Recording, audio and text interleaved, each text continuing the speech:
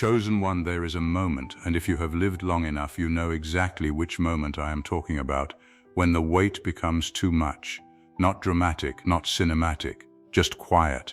A Tuesday morning, or a Sunday night, or some random Thursday when nothing particularly terrible happened, and yet you find yourself sitting on the edge of your bed, or staring at a ceiling, or standing in a shower that has gone cold, thinking, how much longer can I keep doing this? That moment is not weakness, that moment is a message. And today, if you found your way to these words, it is because some part of you, the oldest, wisest, most exhausted part of you, is finally ready to hear what it has needed to hear for a very long time. Your suffering is not permanent, it is not your identity, it is not the price you pay for existing.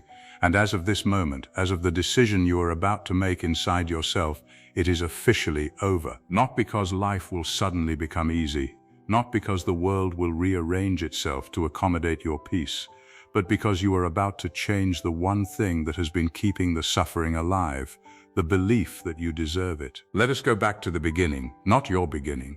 The beginning of the story you have been telling yourself. Somewhere along the way, maybe in childhood, maybe in a relationship that should have been safe, maybe in a failure so public it still makes your chest tight, you picked up a belief, a small, quiet, devastating belief. It sounded something like this: I am not enough, I am too much. I am broken, I am the problem. I am the one people leave. I am the one who doesn't quite fit. I am the one who has to earn love. I am the one who has to work twice as hard just to be seen as ordinary. You didn't choose that belief. Nobody hands it to you directly. It gets absorbed through the parent who was too critical, through the teacher who made an example of you, through the friend group that closed its circle just as you were about to step inside, through the partner who made you feel like their unhappiness was your fault, through the mirror, through the silence after you spoke up, through the years and years of evidence carefully collected by a mind that was trying to protect you, that confirmed the same conclusion over and over again: something is wrong with me. And here is what happens when you believe that. You start to experience suffering not as a temporary condition but as a natural state. You stop expecting it to end. You develop a relationship with pain that is so familiar, so textured, so deeply woven into your daily experience that its absence feels more frightening than its presence. You learn to function inside it. You become extraordinary at surviving things that you should never have had to survive. You become fluent in endurance. People look at you and say, "You're so strong," and you smile because what else do you do? But inside you are thinking, "I am not strong. I just never had the option of being weak." That is the cruelest part of chronic suffering. It doesn't just hurt you, it disguises itself as your personality.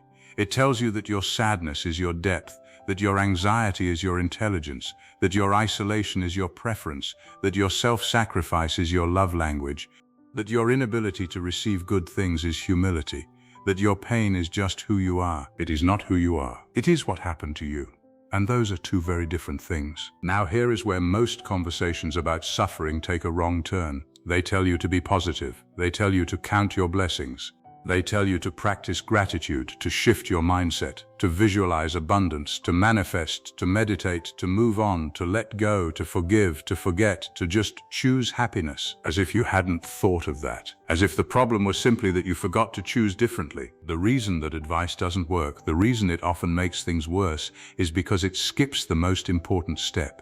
It tries to paint over a crack without filling it first. And the crack will always show through. The step that gets skipped is this: you have to grieve what happened to you before you can release it. Real grief, not the polished kind you perform for other people, not the kind that has a timeline and a resolution and a lesson at the end, the raw, ugly, inconvenient kind, the kind that might make you angry at people you were supposed to forgive by now, the kind that might make you mourn a version of your life that never happened, the kind that might sit in your chest for days without making any sense at all. Because here is the truth. You lost something. Maybe you lost a parent who should have protected you. Maybe you lost years of your life to someone who didn't deserve them. Maybe you lost your own confidence, your own voice, your own sense of what you wanted, somewhere between pleasing everyone else and forgetting about yourself. Maybe you lost a dream. Maybe you lost a child. Maybe you lost a version of yourself that you actually liked before the world got its hands on you. Whatever it was, you are allowed to grieve it, fully, without rushing toward the lesson, without immediately asking what it was supposed to teach you. without making it productive. Sometimes the most important thing a human being can do is simply sit with the reality that something was taken from them that should not have been taken, and let themselves feel the full weight of that without trying to fix it, reframe it, or earn something from it. This is not wallowing. This is not weakness. This is the thing that, when done properly, creates the actual foundation for everything that comes after. Because grief is not the opposite of healing. Grief is the first act of healing. It is the acknowledgement that what happened, happened, that it mattered, that you matter enough for it to have mattered. Here is what I need you to understand about your body. Everything you have ever felt, every moment of fear, every episode of shame, every time your heart broke and you told yourself to get over it, every time you cried and then apologized for crying, every time you went numb because feeling was too expensive, your body kept the receipt. Your nervous system does not forget. It doesn't care that it was 10 years ago. It doesn't care that you've moved on intellectually. It doesn't care that you've done the therapy and read the books and built the new life. If the original wound was never fully processed, it lives in your body, waiting, and it shows up. It shows up as the tightness in your chest in situations that should feel safe. It shows up as the flinch when someone raises their voice even slightly. It shows up as the way you can't fully relax even when nothing is wrong. It shows up as the exhaustion that sleep doesn't fix. It shows up as the low hum of dread that follows you through days that are, by every objective measure, perfectly fine. This is not a personal failing. This is biology. This is what happens to a nervous system that learned at some point that the world was not safe. It stays on alert, it keeps the engine running, it costs you everything. But here is what neuroscience has confirmed over and over again in ways that should feel like the most hopeful thing you have ever heard. The brain changes. The nervous system learns the patterns that were laid down in pain can be rewritten, not immediately, not effortlessly, but genuinely, measurably, permanently. You are not stuck. You are not broken beyond repair. You are not someone for whom healing works for other people, but somehow not for you. You are a living system with a spectacular capacity for change, and that capacity does not have an expiration date. It does not care how old you are. It does not care how long the suffering has lasted. It does not care how many times you have tried and stumbled. The door is not locked. It never was. You just needed to find a different key. So what actually ends the suffering? Not inspiration, not motivation, not the right quote at the right time, though sometimes those things open a door. What ends suffering at its root is a shift in identity. Here is what I mean. As long as you identify as someone who suffers, as long as the suffering is the noun and you are the adjective, it will continue to regenerate because your mind is extraordinarily good at finding evidence for whatever it believes about you. If it believes you are someone who gets hurt, it will find the hurt in every situation. If it believes you are someone people leave, it will interpret neutral behavior as abandonment. If it believes you are not worthy of good things, it will self-sabotage every good thing that tries to enter your life, often in ways so subtle you won't even notice. This is not a flaw in the system. This is the system working exactly as designed. The mind is a meaning-making machine, and it is fiercely loyal to the meanings it has already made. It is not trying to hurt you, it is trying to be consistent. It is trying to keep you in the world it already knows, because the known world, however painful, is safer than the unknown. The shift happens when you begin, slowly, imperfectly, repeatedly, to tell a different story about who you are. Not a delusional story, not toxic positivity, a story that is more accurate than the one you inherited. Because the story that says you are broken, unworthy, too much, not enough, that story was never accurate. It was always a distortion, a survival strategy, a conclusion drawn by a younger, more frightened version of you who was doing the very best they could with what they had. You are not that story. You never were. You are someone who endured things that would have broken many people. You are someone who kept showing up even when you had every reason to disappear. You are someone who carried extraordinary weight and still found small moments of joy, still loved people, still reached toward life even when life was unkind. You are not weak. You are not cursed. You are not fundamentally different from the people whose lives look easier. You are simply someone who has been carrying something heavy for a very long time, and today is the day you begin finally to set it down. The chosen one is not a person who was born without struggle. The chosen one is the person who at the lowest point, in the darkest season, decided that the story was not over. You are that person. I know you might not feel like it. I know you might feel like someone who has been through too much for too long to be chosen for anything other than continued endurance. I know there might be a voice inside you that is reading these words with deep skepticism, that voice that has heard hopeful things before and watched them not come true, that voice that protects you from disappointment by refusing to believe in the possibility of relief. I am not asking you to silence that voice. It has kept you safe. I am asking you to let it coexist with something else. A small, stubborn, unkillable thing that has been inside you this entire time, that has somehow survived everything you have been through, the part of you that is still here, still reading, still looking, still hoping, even when it costs you something to do so. That part of you is not naive, that part of you is not foolish. That part of you is the most intelligent thing about you because it has correctly identified, through all the evidence to the contrary, that you are worth fighting for. Fight for yourself. Not in a grand, dramatic, overnight way, in the small, daily, consistent way that actually changes things. Wake up tomorrow and choose one thing, just one, that is kind to the person you are trying to become. Make one boundary. Have one honest conversation. Take one step toward the life you have been postponing. Release one person, one grudge, one version of yourself that no longer serves you. And then do it again the next day, and the day after that. Not because it will be easy, not because it will always feel transformative, but because the accumulation of small, honest choices is how a human life actually changes. Not in a single moment of revelation, but in the 10,000 quiet moments where you chose yourself instead of the old story. There is a life waiting for you on the other side of this. I want you to know that not as an abstract promise, but as a fact grounded in every human being who has ever walked through the worst thing they thought would define them and discovered, to their own astonishment, that they were still standing, still breathing, still capable of beauty and joy and love. That life looks like mornings where you wake up and the first feeling is not dread. It looks like relationships where you don't have to shrink yourself to be accepted. It looks like your own reflection without the habitual inventory of everything wrong.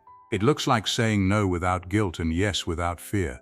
It looks like trusting yourself, actually trusting yourself to know what you need and to pursue it without apology. It looks like the version of you that existed before everything happened, before the world taught you to be small, before the suffering became your compass, except older now and wiser and with a depth that only comes from having survived something real. That version of you is not gone.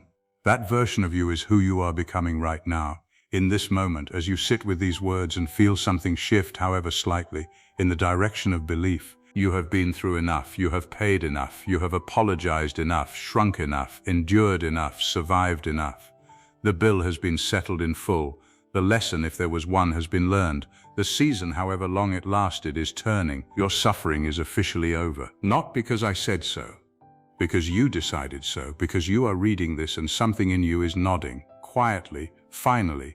The way you nod when you hear something you already knew but needed someone else to say out loud. You already knew. You already knew you were worth more than this.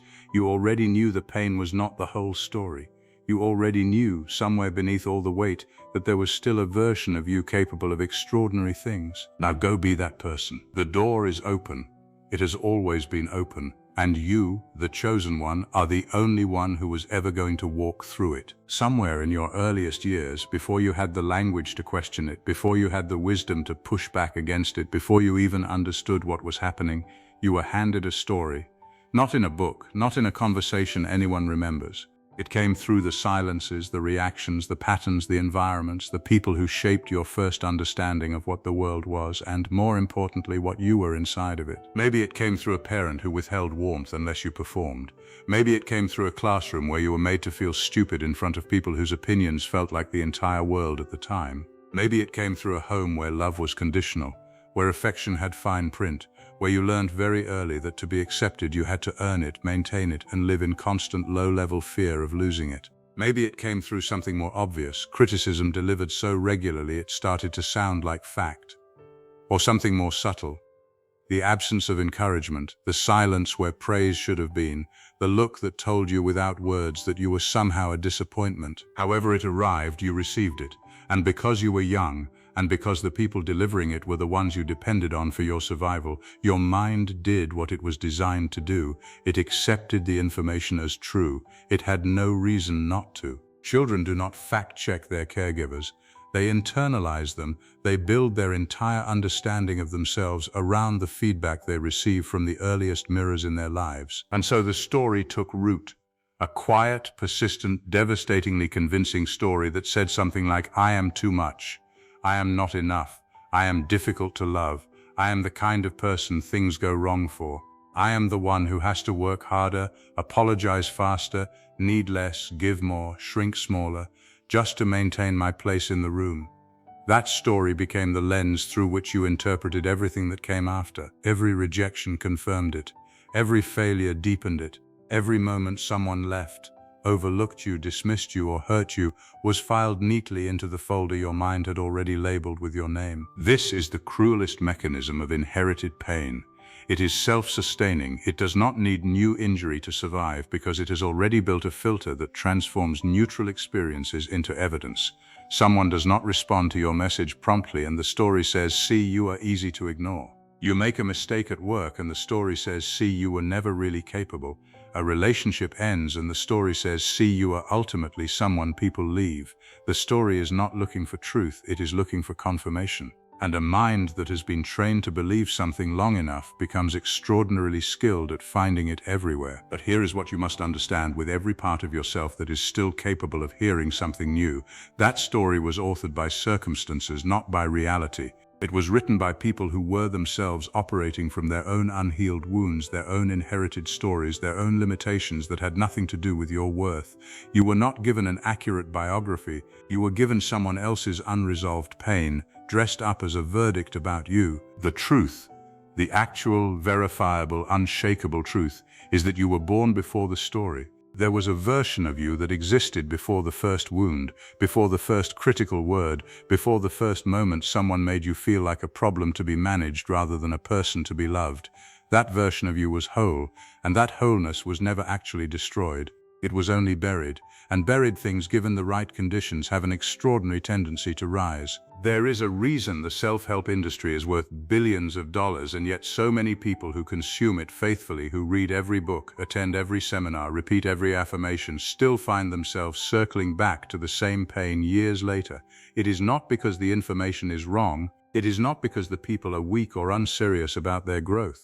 It is because almost all of it, the vision boards, the mindset shifts, the 5-step frameworks, the morning routines, the gratitude journals, is built on a foundation that skips the single most important thing a hurting human being needs to do before any of it can actually work. It skips the grief. And you cannot skip the grief. You can delay it. You can bury it under productivity and positivity and relentless forward motion. You can outrun it for years, sometimes decades, keeping yourself so busy, so surrounded, so constantly stimulated that it never quite catches you. You can develop an entire personality around having moved on, around being someone who does not dwell, around being the strong one, the resilient one, the one who went through something terrible and came out the other side still functioning, still smiling, still showing up. People will admire you for it. They will call you an inspiration, and you will accept the compliment while quietly carrying the thing you never allowed yourself to put down. Because grief does not evaporate simply because you refuse to acknowledge it. It does not dissolve because you decided you were done with it. It does not respect your timeline, your logic, or your very reasonable desire to just be over it already.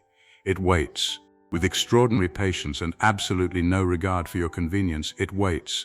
And it finds ways to make itself known, not always as sadness, not always in obvious ways, but as the inexplicable anger that surfaces in situations that don't seem to warrant it, as the numbness that settles in when life gives you something beautiful and you cannot fully feel it, as the exhaustion that follows you into rest, as the walls you build around the parts of yourself that were hurt, walls so solid and so long-standing that eventually you forget they are walls and start to mistake them for your personality. This is what unprocessed grief does to a person. It does not stay in one place.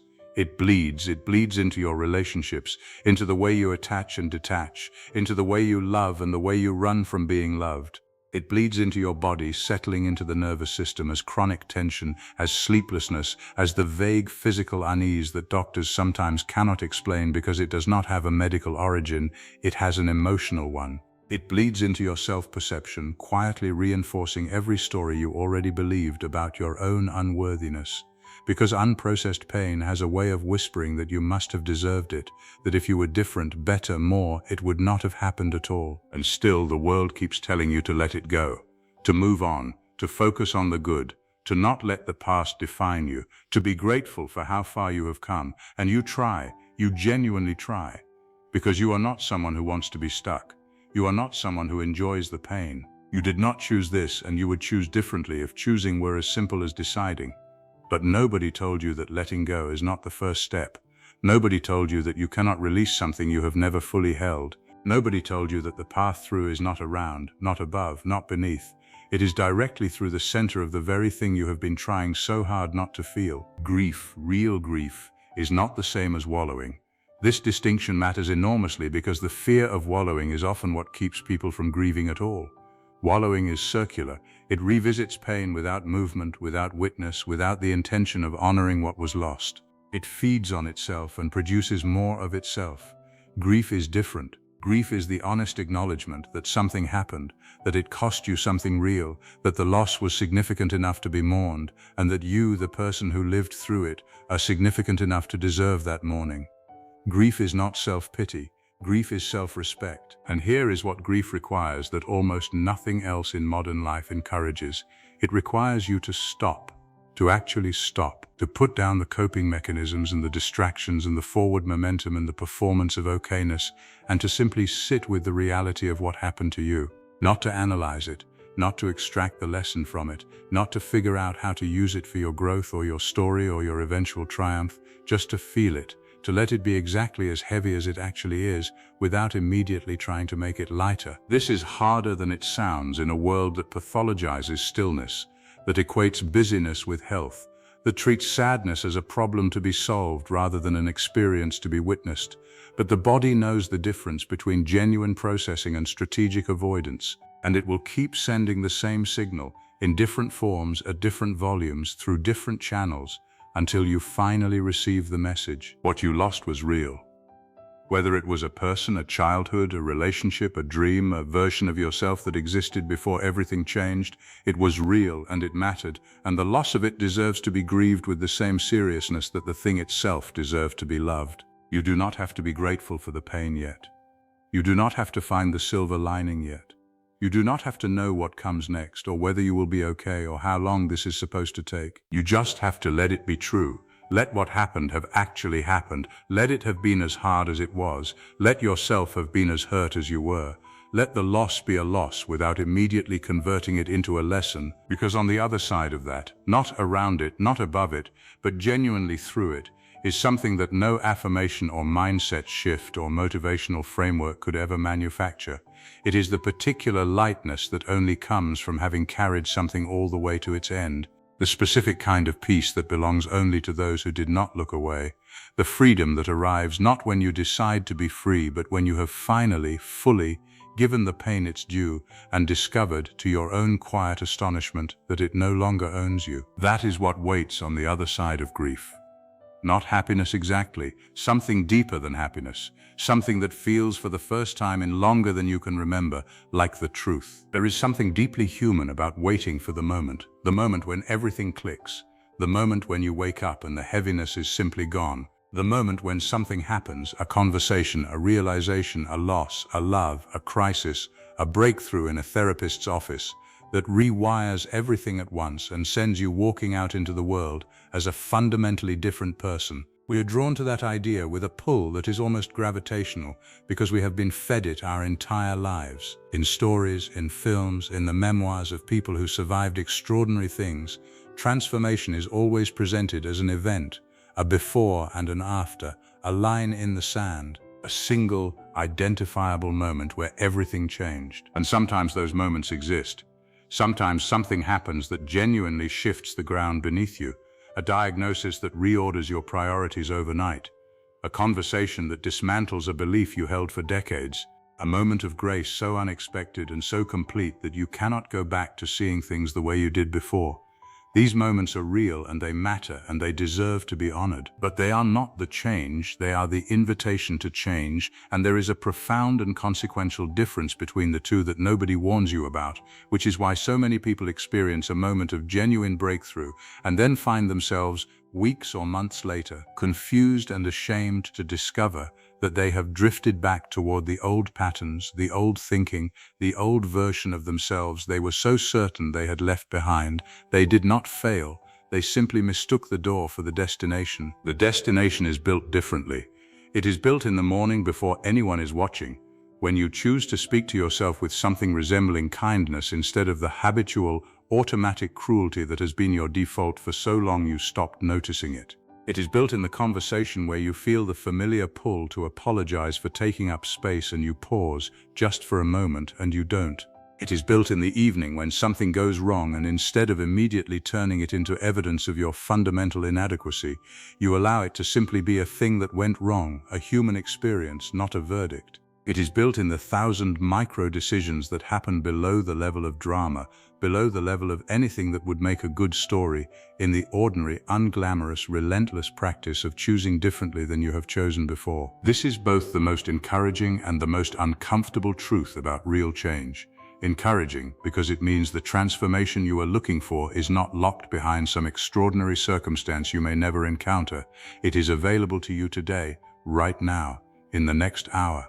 In the very next choice you make about how you treat yourself, how you respond to difficulty, how you define what you deserve. You do not need to wait for the right moment because every moment is the right moment. The material for your transformation is already in your hands. And uncomfortable because it means there is no single heroic act that gets you there. No one conversation, no one decision, no one day of extraordinary courage that settles the matter permanently. It means showing up for yourself on the days when you feel inspired and clear and full of conviction. And it equally means showing up on the days when you feel none of those things, when the old gravity is particularly strong, when the old voice is particularly loud, when every cell in your body is pulling toward the familiar comfort of the patterns that have hurt you because at least they are known, at least they are predictable, at least they are yours. Those are the days that actually build the change, not the peak days, the ordinary ones, the ones where nothing about choosing differently feels transcendent or significant, where it feels instead like a small, quiet, almost boring act of discipline. Those days are doing more work than any single breakthrough moment ever could, because they are laying down new neural pathways, creating new defaults, training your nervous system in a new language, the language of someone who has decided, without fanfare and without an audience, that they will no longer be governed by what once broke them. What makes this so difficult is that the results are not immediate. The brain does not reward new behavior with instant relief. In fact, it often does the opposite. It creates discomfort, resistance, a sensation of wrongness when you deviate from the established pattern, even when that pattern is destructive. This is not a sign that you are doing it wrong. This is the system working exactly as it should, registering the deviation from the norm and sending up a signal. The signal feels like doubt. It feels like you overstepped. It feels like you should go back, apologize, shrink, return to the known. Learning to recognize that signal not as truth but as friction, the normal expected friction of rewiring, is one of the most important skills you will ever develop, because on the other side of that friction, repeated enough times, is something remarkable.